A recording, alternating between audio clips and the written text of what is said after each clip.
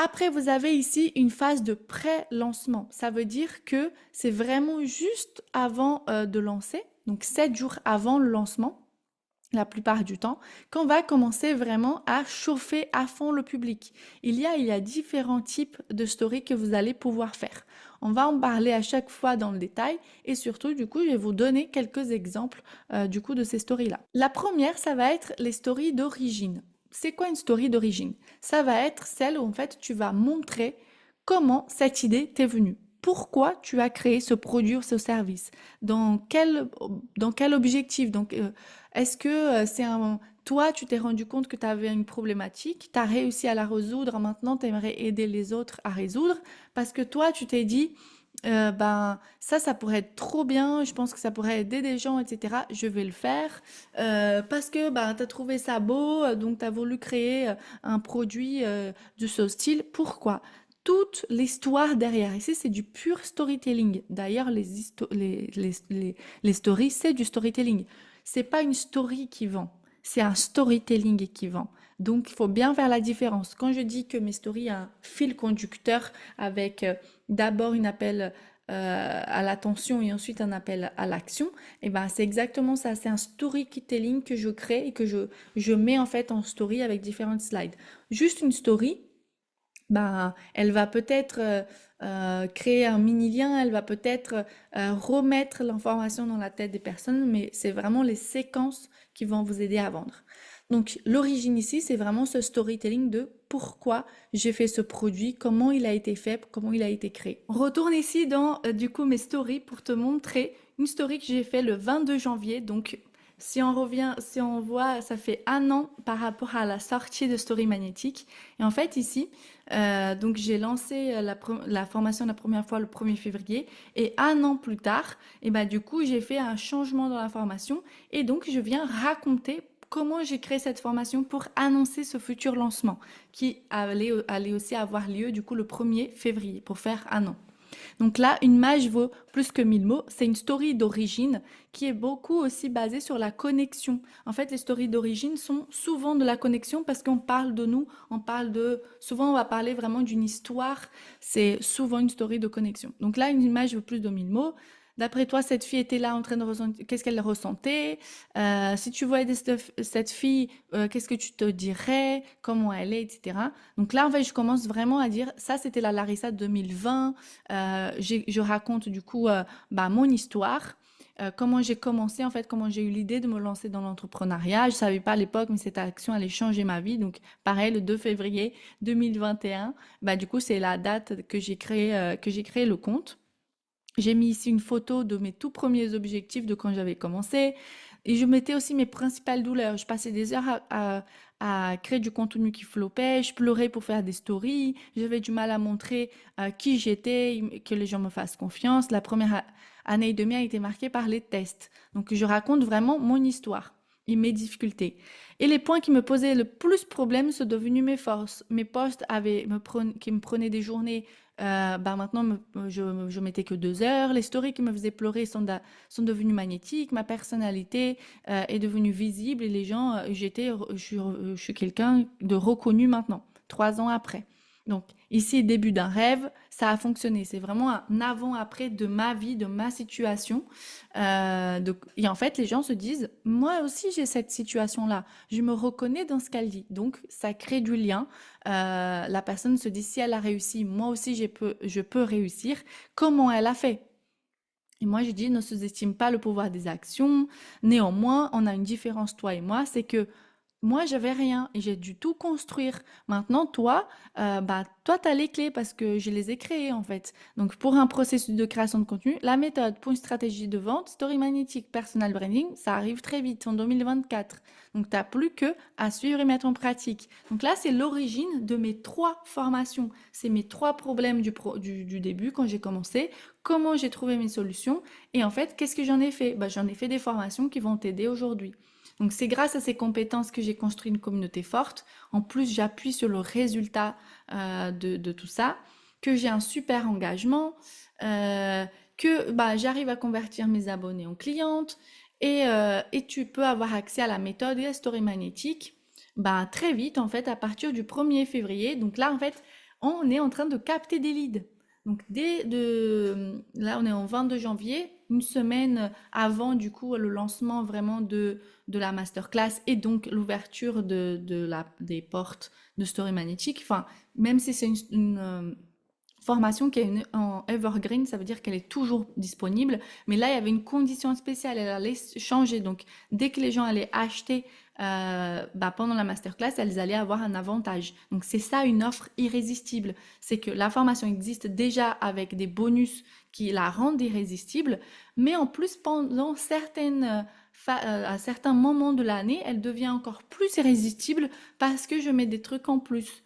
Donc là, je raconte ça. Donc deuxième story que tu vas devoir créer, ça va être Enfer Paradis. Ça va être justement cette idée de quelle était la situation avant, quelle est la situation en fait actuellement que ta cliente a, en fait c'est son enfer un petit peu, et ensuite le paradis, comment elle aimerait être.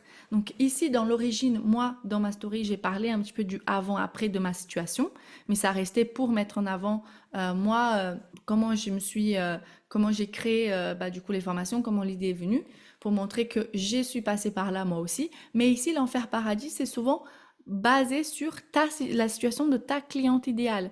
Mettre vraiment en avant ce moment où elle se dit, bon, bah là, j'ai peur, là, je me sens pas bien, moi, j'aimerais c'est être là. Et là, du coup, je te montre un exemple de comment ça peut se créer. On va voir du coup cette story-là qui met vraiment en avant la situation que vit aujourd'hui la cliente idéale et la situation qu'elle aimerait du coup avoir. On commence par une question. Tu crées du contenu sur Instagram régulièrement, j'essaye mais je tiens pas, j'aimerais me lancer. Déjà là, elle ressent une certaine douleur. On réveille sa douleur.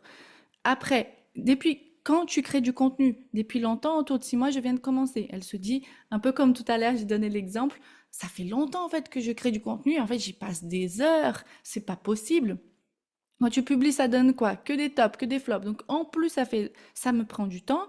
En plus, ça fait longtemps que je fais ça et que j'ai pas les résultats qu'il me faut parce que là, ils font que des flops. Ça te dit, je vais te dire une chose. Si ça fait 6 mois, un an que tu crées du contenu très régulièrement et que tu n'as pas de résultats, ce n'est pas normal. Là, je réveille encore plus la l'odeur parce que je l'ai dit vraiment de manière claire. Mais avant que tu viennes me dire, oh, mais c'est mon cas, je fais quoi?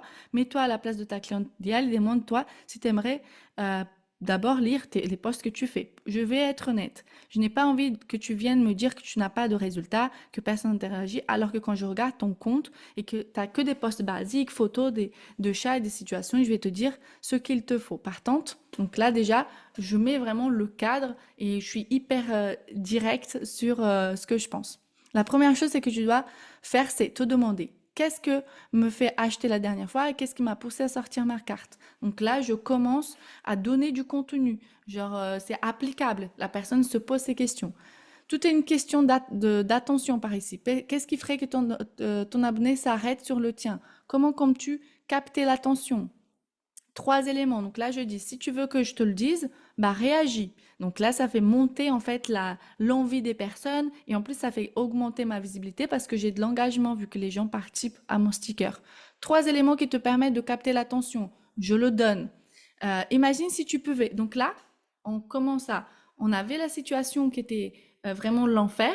Je passe du temps, j'ai pas de résultat, ça me saoule. Ah, je te donne quand même une solution d'abord et ensuite, je te dis de imaginer si tu pouvais savoir ce dont ton abonné idéal a besoin, créer des posts impactants. Car il y a un titre accrocheur. Imagine maintenant, tu pouvais en faire une trentaine comme ça, en 2, 3 jours, de A à Z, par mois. Et là, du coup, c'est ce que je te propose dans la méthode. C'est donc la situation rêvée de ma cliente et la solution pour l'avoir, c'est ici, grâce à ma formation, la méthode 30.2. Grâce à la formation 30.2, voici ce que c'est, voici ce qu'il y a à l'intérieur. Rappelle-toi, n'achète pas aujourd'hui. Donc là, je suis déjà en train de dire, n'achète pas aujourd'hui parce qu'il va se passer le Black Friday. Donc ça, je capte. Ici, en fait, je crée le teasing. Je suis déjà en mode, bientôt, il va se passer ça. Donc dans 7 jours plus tard, ou ici c'était un peu moins, donc quelques jours plus tard, il va se passer ça. Donc attends, attends. Et en fait, ce que je fais, quand je n'ai pas donc de liste d'attente ou de masterclass ou des choses comme ça, si vraiment j'ai envie de faire simple, je mets juste ce sticker-là. Donc, c'est vraiment pour te montrer un exemple où j'utilise pas de lien. Je mets en fait juste ici, c'est ce sticker et en fait, les personnes qui cliquent, en fait, elles ont un rappel et je note chaque personne qui clique sur le rappel. Parce que si elles cliquent, c'est que ça les intéresse. Parce que là, elles ont la date, ce qui va se passer avec le bonus, etc. Donc, c'est ça mon offre irrésistible. Moins 80 € sur la méthode avec 2 bonus qui sont super, une séance et une masterclass. Donc là, active l'alarme, la personne va activer. Et je vais noter, comme ça je la rentre dans mon CRM et le jour de l'ouverture du coup de cette promo-là, et ben du coup je vais la contacter. Donc là ça crée, ça monte, ça monte, ça monte le désir. Donc là c'est vraiment les stories que tu vas faire juste les 7 jours avant le lancement pour monter le désir un maximum. Donc là, on passe à la prochaine story qui est celle de l'objection. L'objection, elle est là pour casser en fait tout ce qui bloquerait ta cliente idéale. Où elle se dit, bah non, je peux pas acheter parce que si, je peux pas acheter parce que ça, ah bah je sais pas si c'est pour moi, c'est pas le bon moment, c'est trop cher. Enfin, il y a plein d'objections. D'ailleurs, si tu veux un petit tip que je peux partager, c'est que si tu veux savoir quelles sont les objections possibles qui existent, et bah tape juste déjà, à chaque fois que quelqu'un te dit quelque chose, note-la. Note cette objection. Et si tu veux avoir plus d'idées, eh ben, du coup, tape sur ChatGPT, par exemple, une liste de toutes les objections que ma cliente pourrait avoir par rapport à mon produit ou mon service. Et là, du coup, tu essayes de casser ces objections. Il faut vous donner euh, des, des arguments de vente qui vont permettre à la personne donc de se libérer de ces croyances-là, de ces idées-là pour passer à l'achat. Donc là, on va voir un exemple pour les stories d'objection. Donc pareil, je commence en posant une question. Combien de publications tu fais par semaine? De combien de temps penses-tu avoir besoin pour créer tous tes contenus de la semaine? Ça, c'est déjà un peu une difficulté vraiment forte de ma cliente idéale. Encore une fois, je la réveille. Si on a la liste de réponses, on voit que pour faire moins de 3 postes, il vous faut 4 heures par semaine, ce qui représente 16 heures de travail par mois pour au moins 12 postes. Là, je mets vraiment en avant une grosse douleur. Elle se rend compte avec les chiffres. En plus, c'est tellement précis qu'elle se dit, oh là là, c'est pas possible.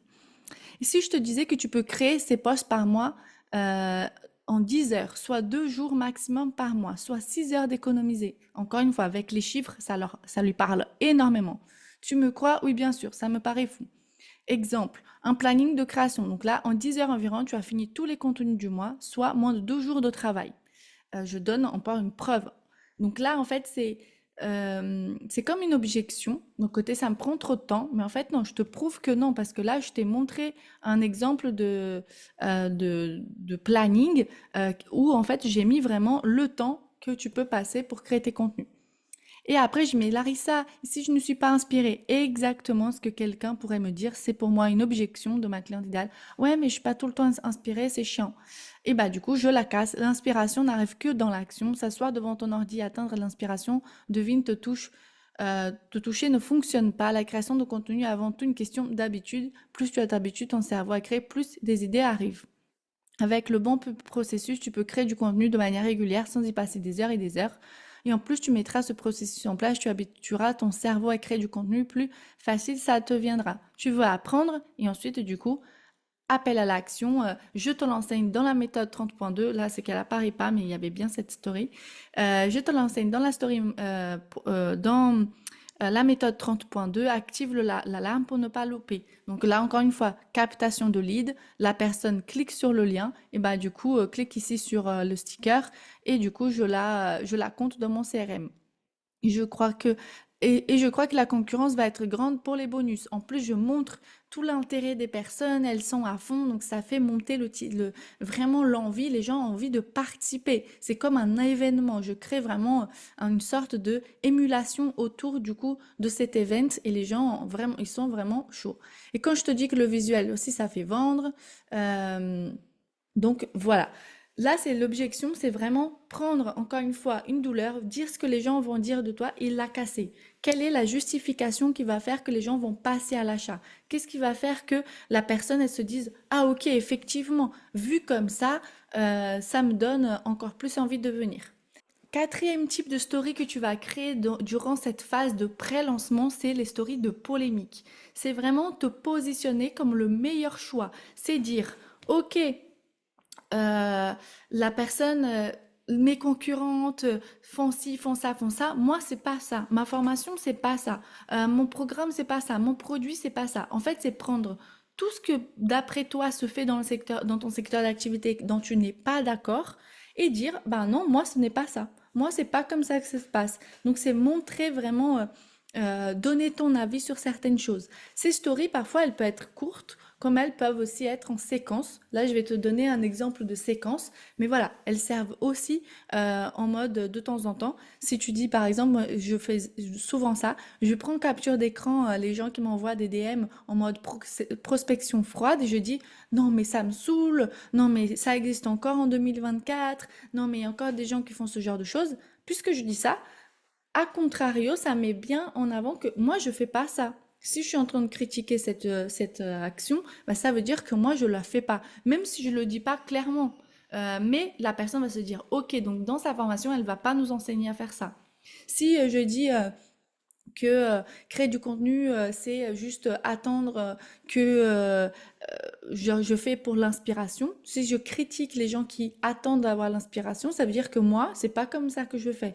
Donc c'est toujours en comparaison à quelque chose. Donc je te conseille vraiment de noter toutes les choses dans lesquelles tu n'es pas d'accord, que tu n'acceptes pas, que pour toi sont pas OK, et dire, bah moi, ma manière de faire, c'est comme ci, comme ça, comme ça, comme ça. Et c'est ce genre du coup de story que tu vas faire pour créer cette polémique, créer vraiment ce mouvement. Et plus les gens, plus ça va être fort, plus les gens en fait vont se dire ok, c'est elle que je choisis parce que j'aime sa manière de faire, j'aime son point de vue, j'aime comment elle traite ce genre de choses. Et en fait, parce que quand les gens sont d'accord avec toi, ils sont vraiment d'accord avec toi. Quand les gens ne sont pas d'accord avec toi, ça veut dire qu'ils ne partagent pas les mêmes valeurs que toi. Donc, c'est pas grave, ils vont partir. Et encore mieux parce que ça veut dire que de toute façon, cette personne n'allait jamais devenir ta cliente. Donc au moins, ça te fait un bon nettoyage là. Et les gens qui partent, eh ben, ça fait de l'engagement en plus pour toi. On va voir du coup un exemple. Là, on est encore dans les 7 jours avant l'ouverture du coup du caddie. Donc ça veut dire l'ouverture de la promo, le lancement de ton produit, de ton service. Moi, je commence par tu es dans quel team? Enlève tôt, un couche tard. C'est une question assez large pour faire que les gens participent beaucoup et augmentent ma visibilité. Et je dis, je ne suis pas du matin, mais demain, je vais te faire réveiller tôt. Parce qu'en fait, ma promo commence à 1 heure très tôt. Par exemple, je crois que c'était 8 heures. Et du coup, les gens avaient activé l'alarme pour avoir du coup le premier bonus de l'offre irrésistible. Et cette offre, du coup, pour avoir le premier bonus, il fallait être là à 8 heures. Donc demain, la méthode sera moins 77 euros à 177 euros pendant 48 heures. Donc là encore, un côté urgence qui est fort.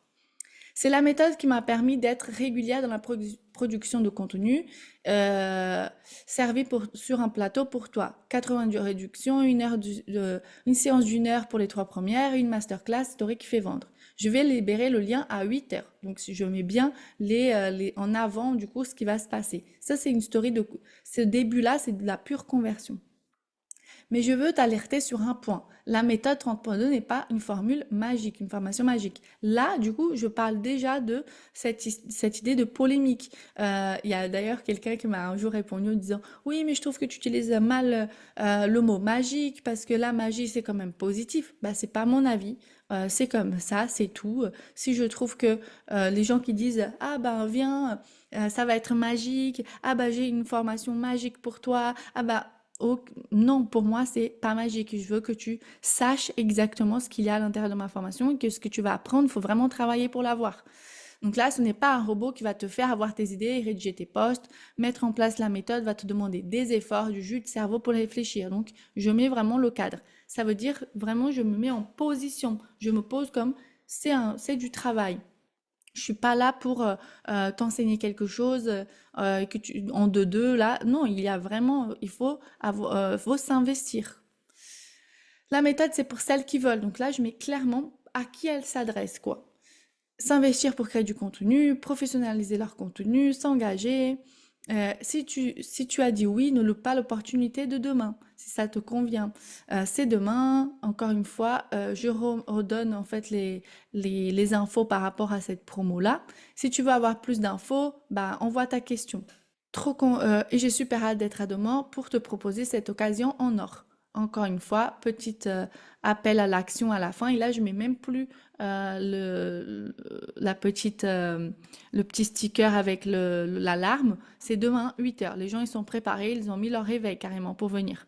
Donc là, c'est court, mais c'est vraiment dans l'optique de dire, voilà, ma formation, c'est pas ça. Ce n'est pas magique, ce n'est pas une formation de plus, ce n'est pas du bullshit, ce n'est pas juste un... Ce n'est pas juste un script, ce n'est pas juste... Non, c'est X, Y, Z. Donc là, il faut être vraiment clair sur ça. Avant-dernier type de story qu'on va voir, c'est les stories de témoignages. Les témoignages, c'est vraiment prendre un témoignage fort pour créer de la preuve sociale. Ce témoignage va être mis en avant, on va raconter une histoire autour de ça. À chaque fois, il y a une histoire autour de chaque story. Et là, en fait, au lieu de juste balancer le témoignage comme ça, en mode les gens vont le lire, non, on va vraiment créer quelque chose autour qui va générer du désir pour notre offre. Donc ça crée de la confiance, ça montre une preuve sociale qui est forte. Les personnes se disent, ah bah si cette personne a réussi, moi aussi je peux le réussir. Si cette personne a eu ce résultat, moi aussi je peux avoir ce résultat. Donc là, je vais te montrer un exemple. J'ai commencé par dire je suis jalouse. C'est ce que je me suis dit le jour où j'ai reçu ce retour. Donc là, je mets quand même un hook, donc un appel, une phrase forte. Je mets pas juste le témoignage, je mets vraiment un truc fort. Et je suis jalouse en gros pour que les gens se disent qu'est-ce qui se passe. Là, je parle du coup du témoignage, je mets le témoignage. Quand je me suis lancée, j'ai vraiment galéré. Je passais beaucoup de temps à créer du contenu, à tester, optimiser, améliorer. Et là, la personne répond, oui, pareil, c'est toujours le cas. Elle se sent dans cette idée. Aujourd'hui, mes élèves peuvent regarder la méthode en 2 heures, mettre tout en place et avoir un bon processus seulement en quelques jours. Elles peuvent créer tout un mois de contenu super rapidement. J'aurais aimé avoir ça. Donc là, je mets en avant la promesse de mon offre. Mais je suis vraiment heureuse de pouvoir leur apporter cette solution parce que je sais que créer du contenu peut vite être chronophage. Donc, je remets encore une fois les problématiques. Donc, les aider, ça me met en joie. Avec la méthode, voici ce que tu apprends, voici ce qu'il y a à l'intérieur. Voici le programme, en plus, je le mets, plus des bonus pour qu'elle voit que c'est une offre. Déjà là, c'est une offre irrésistible parce qu'il y a plein de bonus. Et ici, l'offre est encore plus irrésistible parce qu'avec le Purple Friday, ça passe de 257 à 177, soit 80 € de réduction avec en plus deux bonus dingues dont j'en parle juste après. Premier, deuxième bonus. C'est pour moi vite vendredi. Donc là, encore une fois, les gens qui répondent, je vais les contacter, je vais les mettre dans mes CRM pour les contacter plus tard. Et là, normalement, ça devait être la petite story en disant Purple Friday active l'alarme pour que on puisse, enfin, pour ne pas rater ça. Et là, c'est une story qui a duré quelques slides quand même, pas beaucoup, mais qui a été hyper impactante parce que c'est voici le résultat de quelqu'un, voici c'est mon offre qui a permis ça, voici ce qu'il y a à l'intérieur de mon offre. Bah, attends tel jour parce qu'il y a une condition spéciale qui va se passer, active l'alarme pour l'avoir. Et vraiment, on crée quelque chose qui est dynamique avec un fil rouge et on prépare ce jour-là, 7 jours avant du coup, dans les 7 jours du coup avant le lancement. Prochaine story qu'on va voir, ça va être ici le bonus. Le bonus, c'est juste une boîte à questions. Tout à l'heure, tu as vu que j'ai mis une boîte à questions, j'ai ouvert une boîte à questions en disant si tu as des questions sur mon offre, viens. Et en fait, ensuite, c'est répondre. À l'intérieur de cette boîte à questions, tu peux répondre à des objections, tu peux remontrer le programme, tu peux mettre en avant la promesse. Donc, en fait, toutes ces stories-là, tu peux aussi les faire en mode boîte à questions, selon la question qu'on te pose. En mode, ben, tu peux me dire à qui ça s'adresse? Et ben, ça casse une objection. Pourquoi tu as créé cette offre? Et ben, tu réponds avec l'origine. Euh, Est-ce que ça va vraiment m'aider alors que je suis tant en faire paradis? Bah aujourd'hui, tu es peut-être là. Bah demain, tu pourrais être comme ça avec cette offre. Donc la boîte à questions, c'est le joker. Ça sert tout le temps. Moi, je te conseille d'en faire au minimum une pendant du coup cette phase-là de pré-lancement et une autre du coup pendant la phase de lancement qu'on va voir juste après. Et ensuite, il n'y a pas vraiment d'ordre dans ces stories. Moi, j'aime bien commencer toujours par l'origine parce que c'est l'origine, mais ensuite, en fait, tu mets celle-là comme tu veux, au moment où tu veux. Il n'y a pas vraiment de suite. Moi, je fais souvent origine, ensuite témoignage, ensuite enfer paradis, ensuite objection, ensuite polémique, et ensuite c'est l'ouverture, c'est celle qui dit ça y est, c'est ouvert, et qu'on va voir juste après.